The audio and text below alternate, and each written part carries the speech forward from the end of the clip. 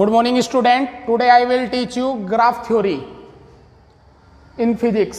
आज हम लोग ग्राफ की थ्योरी पढ़ने जा रहे हैं जो फिजिक्स में बहुत ज़्यादा इंपॉर्टेंट होती है और चैप्टर मोशन में हम उसकी एप्लीकेशन भी देखेंगे।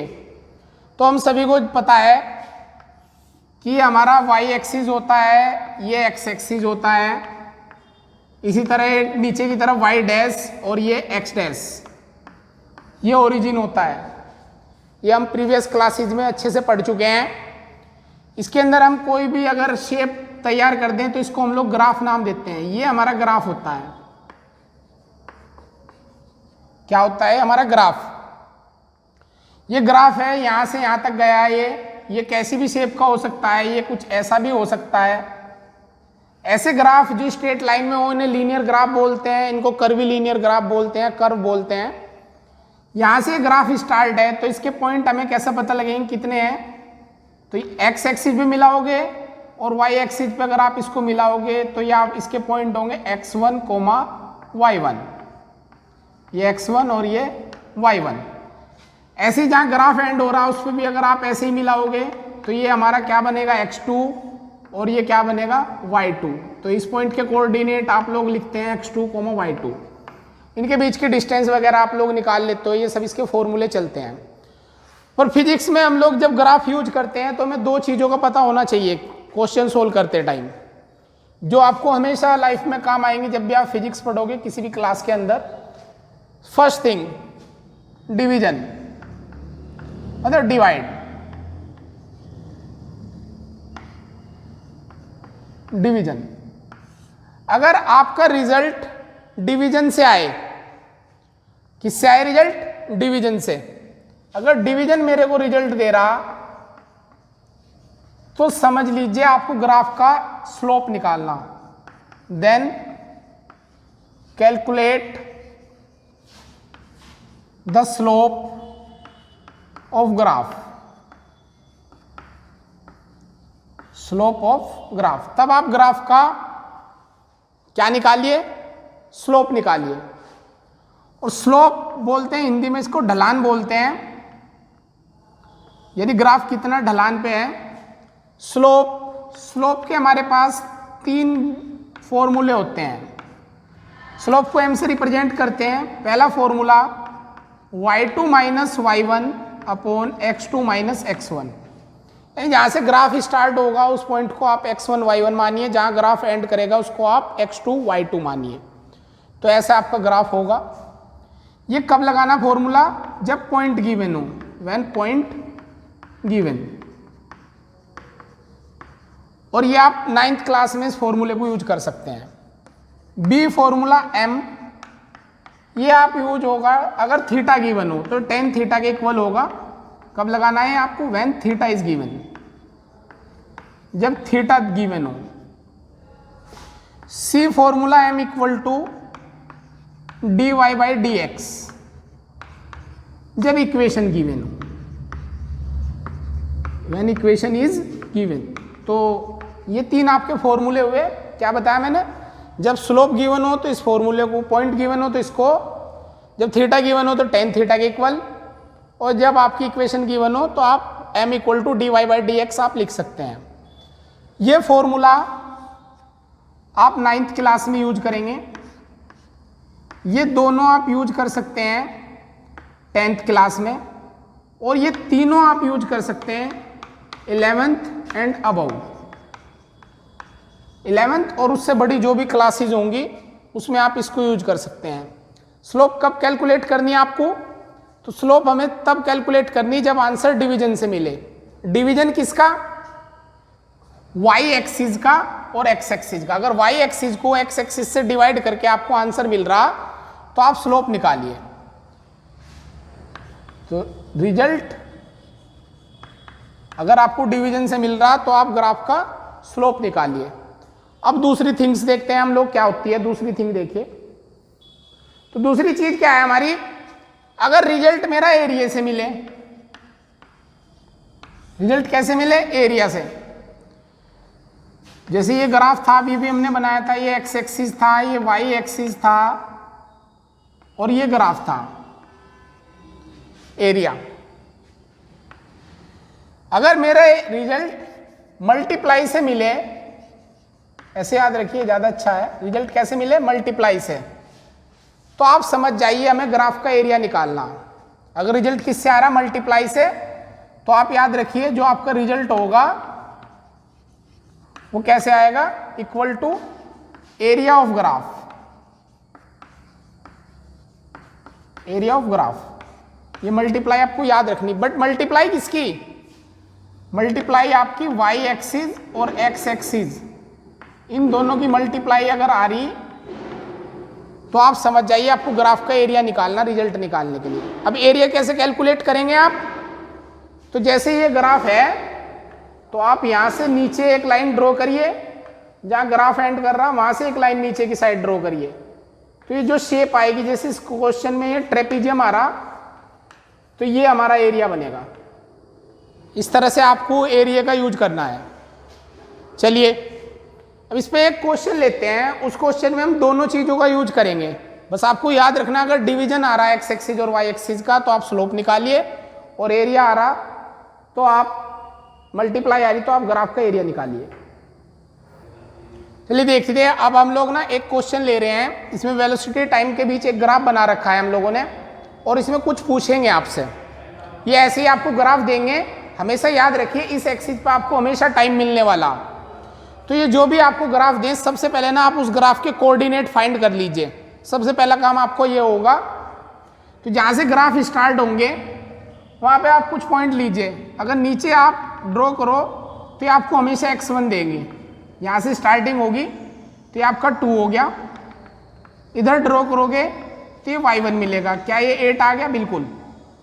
ऐसे ही जहाँ पे ग्राफ एंड करे यही सेम यहाँ पे कर दीजिए आप काम। तो x2 कितना है आपका 8, और इधर ड्रॉ करोगे तो y2 कितना है आपका 16। इस तरह से आपको x1 x2 y1 y2 निकाल लेने हैं। कुछ पूछे ना पूछे, सबसे पहले ग्राफ में आप यही काम करिए जब भी नंबर दिए हों। पहली थिंग, अगर आपसे पूछ लिया जाए कि एक्सेलरेशन बताइए इस ग्राफ का, एक्सेलरेशन, तो आप ये देखिए आपको गिवन क्या है और आपको कैलकुलेट क्या करना। तो ग्राफ गिवन है वेलोसिटी और टाइम के बीच, और कैलकुलेट करना आपको एक्सेलरेशन। तो वेलोसिटी, टाइम और एक्सेलरेशन में क्या रिलेशन है, सभी को पता है, acceleration is equal to change in velocity upon time. पता है क्या, बिल्कुल पता। तो वेलोसिटी और टाइम के डिवीजन से आपको एक्सेलरेशन मिलने वाला, और जब भी आपको डिवीजन से आंसर मिले तो आपको क्या बताया मैंने, आप ग्राफ का स्लोप निकालिए। तो a इज इक्वल टू किसके आएगा, slope of VT graph, VT graph, velocity time graph. तो स्लोप के आपको बहुत सारे फॉर्मूले पता, पर उसको आप सिचुएशन के अकॉर्डिंग यूज करेंगे।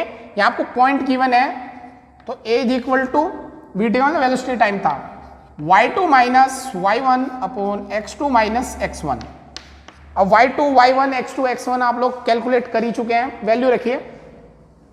y2 की वैल्यू ग्राफ से 16 माइनस y1 की 8 अपॉन x2 8 और x1 2, 8 अपॉन 6, 8 अपॉन 6 या 4/3 मीटर पर सेकेंड स्क्वायर, ये आपका एक्सेलरेशन हो जाएगा। इस तरह से आपने पहली चीज कैलकुलेट कर ली स्लोप के थ्रू। सेकंड, अगर इसी में आपसे पूछ लिया जाए कि भाई डिस्प्लेसमेंट कितना होगा, क्या पूछा जाए आपसे कि डिस्प्लेसमेंट कितना होगा, तो आप खुद बताइए आपको क्या क्या है आपके पास और क्या आपको निकालना है। तो वेलोसिटी टाइम ग्राफ है, तो इस ग्राफ के अंदर आप खुद देख करके बताइए वेलोसिटी टाइम और डिस्प्लेसमेंट में क्या रिलेशन है। तो सभी को पता velocity is equal to displacement upon time, या displacement is equal to velocity into time. Means जो गिवन है उनकी मल्टीप्लाई से आपका रिजल्ट आ रहा है, और जब आंसर मल्टीप्लाई से आए तो आपको क्या निकालना है, ग्राफ का एरिया। तो डिस्प्लेसमेंट इज इक्वल टू क्या होगा, area of velocity time graph, area of velocity time graph. तो चलिए इसका एरिया निकालते हैं। यहां से ग्राफ स्टार्ट है, आपको नीचे मिलाना और यहाँ एंड करना, यहां से भी नीचे मिला दो एक्स एक्सिस पे, उधर नहीं मिलाना है आपको। तो ये सिंपल एक ट्रेपीजियम बन गया। और ट्रेपीजियम का एरिया क्या होता है भाई? तो एरिया ऑफ वीटी ग्राफ यानी एरिया ऑफ ट्रेपीजियम। तो ट्रेपीजियम का एरिया होगा, और ट्रेपीजियम का एरिया क्या होता है? 1/2 into sum of parallel side into distance नहीं, परपेंडिकुलर डिस्टेंस बिटवीन साइड। जो पैरेलल साइड है उनके बीच की परपेंडिकुलर डिस्टेंस, ये एरिया ऑफ ट्रेपीजियम है जो आप मैथ्स में पढ़ चुके हैं। तो D is equal to 1/2। Parallel side देखिए, ये साइड और ये साइड दोनों पैरेलल हैं, ये 8 है और वो 16 है, तो 8 + 16 इंटू इनके बीच की परपेंडिकुलर डिस्टेंस, ये परपेंडिकुलर है मतलब स्ट्रेट डिस्टेंस, तो 2 4 6, ये 6 आ जाएगी। तो कितना आ गया भाई? डिस्प्लेसमेंट इज इक्वल टू 1/2, 8 और 16 24 इंटू 6, ये 3 टाइम्स कैंसिल हो जाएगा, 24 3 जा 72 मीटर। तो इस तरह से हमारा डिस्प्लेसमेंट आएगा। तो समझ गए ना आप कैसे करना है आपको? जब भी अगर y एक्सिस और x एक्सिस का डिवीजन, y ऊपर x नीचे, डिवीजन से आंसर मिले तो आप ग्राफ का स्लोप निकालिए। स्लोप के 3 फॉर्मूले, अगर पॉइंट गिवन हो तो y2 - y1 upon x2 - x1, angle given हो तो tan थीटा रख दीजिए, और इक्वेशन गिवन है तो dy/dx। और अगर इन दो एक्सिस की मल्टीप्लाई से आपको आंसर मिल रहा है तो आप ग्राफ का क्या निकालिए? एरिया। आप ग्राफ का एरिया निकालेंगे, आपको आंसर मिल जाएगा। एरिया डिपेंड करेगा शेप कैसी, जैसे यहाँ ट्रेपीजियम बना तो उसका एरिया। फॉर एग्जाम्पल अगर ऐसे होता कि भाई ये ग्राफ है तो आप इसे नीचे मिलाते तो ये रेक्टेंगल या स्क्वायर शेप होती, तो इसका एरिया निकाल देते। इस तरह से करना है। आगे हम और एग्जाम्पल करेंगे इसके, और मोशन की इक्वेशन भी इसी से हम लोग सोल्व करेंगे, तीनों इक्वेशन जो आपने पढ़ रखी। Thank you very much.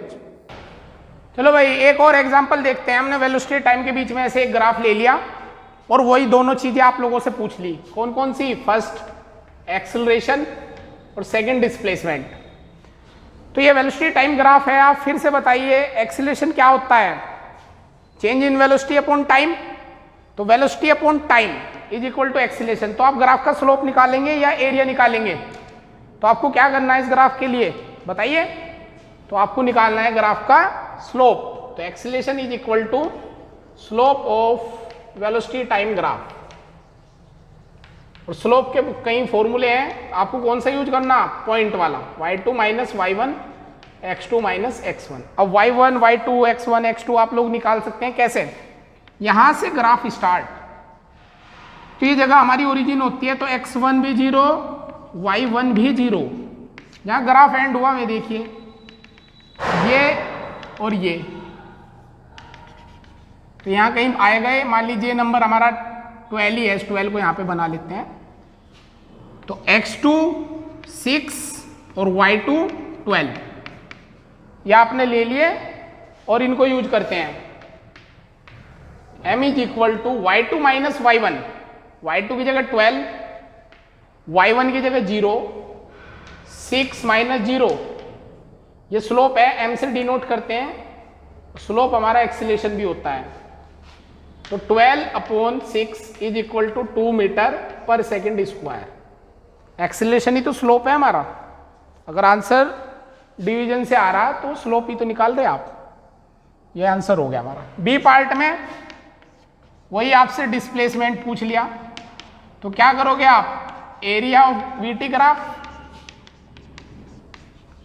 आप साहब एरिया लिख देंगे। अब एरिया ग्राफ यहां से स्टार्ट यहां खत्म, तो नीचे मिला दो, तो क्या बन गया ये? अब जा ट्राइंगल। तो displacement is equal to area of triangle. Triangle का एरिया बताओ? 1/2 इंटू बेस हो गया 6 इंटू हाइट 12, तो 1/2 इंटू 6 इंटू 12, तो ये 3 आ गया, 12 3 जा 36 मीटर। तो इस तरह से आप डिस्प्लेसमेंट भी निकाल सकते हैं। एक और एग्जाम्पल देखिए। अब आप लोग, हमने ये एग्जाम्पल लिया कि वेलोसिटी दे दी और टाइम दे दिया और ये ग्राफ ले रहे, क्योंकि इससे दोनों चीजें निकल जाती हैं हमारी, डिस्प्लेसमेंट भी और एक्सीलरेशन भी। तो इसलिए एग्जाम्पल ही हम वेलोसिटी टाइम ग्राफ से कैलकुलेट कर रहे हैं। तो हमसे फिर से वो पूछ लिया कि भाई एक्सीलेशन बताओ, तो वेलोसिटी अपॉन टाइम एक्सीलेशन होता है, तो हमको क्या करना, डिवाइड करना। तो y2 minus y1 upon x2 minus x1। तो इस पॉइंट यहां से स्टार्ट है, तो x1 तो 2 और y1 कितना दिखाई दे रहा है आपको 15, आप यहां मिला गए। ऐसे ही यहां पे करोगे तो x2 कितना आपका 8 but y2 is equal to 15। तो ऐसे वैसे साफ साफ दिखाई दे रहा है कि वेलोसिटी 2 सेकंड पे भी इतनी थी, 4 सेकंड पे भी 15, 6 सेकंड पे 15, 8 सेकंड पे 15। तो वेलोसिटी में कोई चेंज ही नहीं आ रहा। तो यहां पे भी रखेंगे तो 15 माइनस 15 अपॉन 8 माइनस 2, तो क्या है 0 आ जाएगा। तो बिल्कुल ग्राफ का एक्सीलेशन 0 होगा, a इज इक्वल टू 0। 0 इसलिए भी आ रहा है क्योंकि टाइम के साथ साथ वेलोसिटी में चेंज नहीं आ रहा। B part, acceleration is equal to, आपसे बी पार्ट में वही डिस्प्लेसमेंट पूछ लिया। तो इस बार डिस्प्लेसमेंट कैसे निकाल लोगे, मैं पूरी कहानी नहीं लिख रहा, बस आपको डायरेक्ट बता रहा। तो डिस्प्लेसमेंट किसके इक्वल होता है, area of VT graph, velocity into time. तो D is equal to area क्या बनेगा भाई, यहां से स्टार्ट है, नीचे मिलाया, यहां एंड कर रहा है, नीचे मिलाया, तो क्या बन गया हमारा, ये हमारा एक रेक्टेंगल बन गया। रेक्टेंगल का एरिया होता है लेंथ इनटू ब्रेथ। तो लेंथ हमारी 15 और ब्रेथ ये, तो ये आगे एल इंटू बी, यानी area of rectangle, area of rectangle. तो लेंथ इंटू ब्रेथ, लेंथ 15 और ब्रेथ 6, तो 90 मीटर। ये 2 और ये 2, इस तरह 6 मीटर हुई। तो इस तरह से आपने निकाल लिया। तो इस तरह से आपको ये करने हैं। एक क्वेश्चन और देख लो, मान लीजिए थोड़ा 10th लेवल पे है, 11th पे भी हो जाएगा।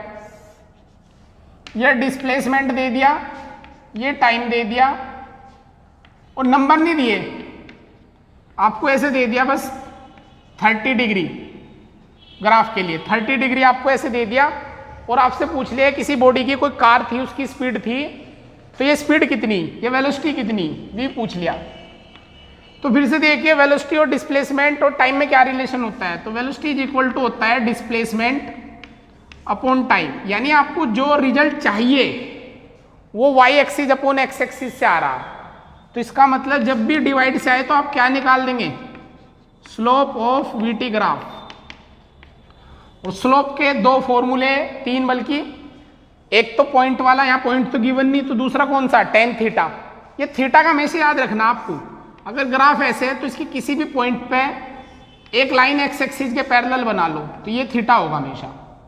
मान लो ग्राफ ऐसे है, तो कहीं पे भी एक लाइन इस पॉइंट में चाहे इस पॉइंट पे सेम ही होता है, तो ये एंगल आपका थीटा होता है। मतलब एक्स एक्सिस से एंगल देखना होता है ग्राफ का, वही टेन थीटा है। तो यहाँ ये एक्स एक्सिस बन गया, ये थीटा हो गया, तो y equal to tan theta. और टेन थीटा की जगह मतलब टेन 30, तो टेन 30 कितना होता है, 1/√3। तो वेलोसिटी 1/√3 मीटर पर सेकंड आएगी। तो इस तरह से जब पॉइंट न दिए हो तो आप स्लोप का ये वाला फॉर्मूला भी यूज कर सकते हैं। नेक्स्ट वीडियो में बच्चों हम लोग पढ़ेंगे कि कैसे हम स्लोप और एरिया का यूज करते हुए ग्राफ में मोशन की इक्वेशन ड्राइव करते हैं। इसको आप रिवाइज करिए पूरी वीडियो को, फिर नेक्स्ट वीडियो उसको देखना आप।